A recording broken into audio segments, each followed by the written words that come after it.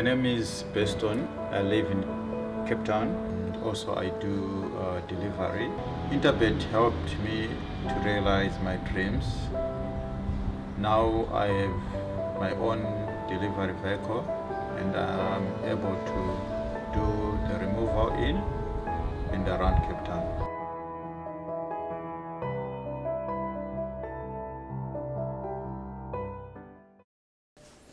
Moving along to race number 5, which is Fillies and Mares 75 handicap, a Gallop TV event, and 1750 meters the distance. 20 past 2 is the off time. It is also the start of Jackpot 2, so make sure you get your bets on for Jackpot 2 by 20 past 2 on the afternoon. We've got a rerun for you, that of African Beat when finishing 4th, and then an interview with James de Harbour. Second, Fortune Doors on the inside. Lucky misses towards the inside, and then comes Mel's Princess making up some good ground. Valeria's Dream still leads it past the 200. Phasars behind that. Lucky Miss, Sleeker Silk trying to run on over the last 100. Lucky Miss the leader, Sleeker Silk, Valeria's Dream, but it's Lucky Miss going on for the win. Lucky Miss won it, Sleeker Silk second, Phasar. If it comes over a draw, it will run a good race. Well, race number 5, we saw African Beat there when finishing 4th, and having a look at the fixed odds betting market, she is at the top of boards at around 33 to 10.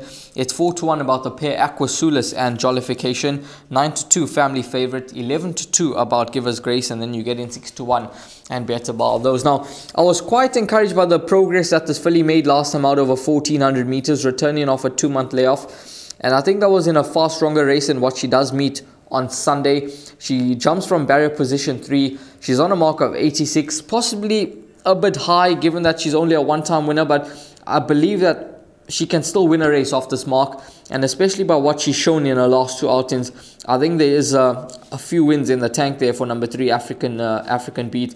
The step up in trip should be no issue. Her penultimate start, she ran 3rd over this track and trip, and she was so close up, only beaten 0.25 off a length. So I think she'll be right up there at the finish. She is no doubt the one that they possibly all have to beat in this contest. Number 4 family favorite, she ran a pleasing race last time out behind Sea Goddess. Unfortunately, doctor's orders did absolutely nothing for that form line run in midweek. But she's a horse that has won over track and trip. She looks to be back on the right mark where she'll be competitive again. And her last win over track and trip, well, her last victory was in fact over track and trip, and that came against the boys when beating El Rey Vienne. Rachel Vinegar rode her, and she was on a mark of 76. She races off a 1 point lower mark for so as well. So I think she could be competitive. And then you've got Jollification, Giver's Grace, both horses that are in some good form at the moment. Both did run 2nd last time out. Jollification, she's going to need to confirm her polyform. Now that she switches to the turf, she's going to need to bring it over. But I think she can do that. She's holding form quite well. She seems to be in a good space.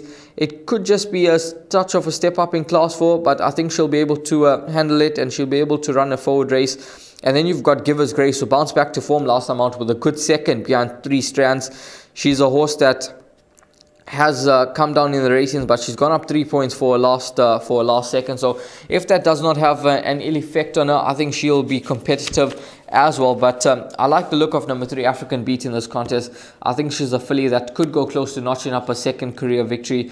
Tristan got on the board for the Michael Miller team. I think family favorite could just be the main danger. And then you've got Jollification, Giver's Grace. This horse Aquasulis has been following her for some time. She's becoming frustrating and costly to follow. Dropping in trip to 1750 meters from a 2 draw. I think she'll be there or thereabouts once again. Whether she's going to be good enough to win, I'm not convinced. 720 days since she last tasted success.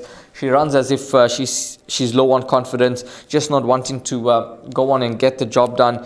And let's see how she goes over a track that should suit her. Obviously, a 2 draw could be beneficial to her chances, but I think there's more to come from number 3 African Beat, whereas number 2 Aquasulis, what you see is what you get with her being a 7-year-old.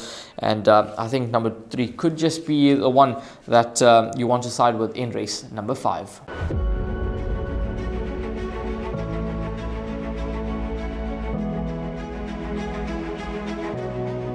It's good fun. Days like these are great. You get the whole industry together. And to have, companies and corporations like Interbet and Cape Racing who are so generous with sort of time and energy into making a day like this possible is it's fantastic for everyone.